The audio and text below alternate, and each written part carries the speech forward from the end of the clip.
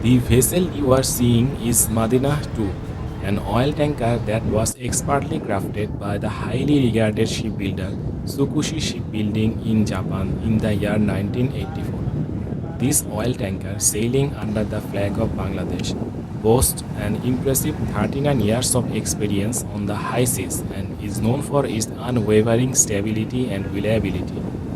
Boasting an impressive gross tonnage of 812 tons, a length of 73 meters, and a breadth of 9 meters.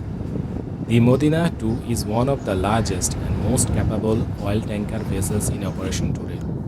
The owner of this magnificent vessel is none other than the reputable Parapar Enterprise, who continues to operate and maintain this behemoth of the seas.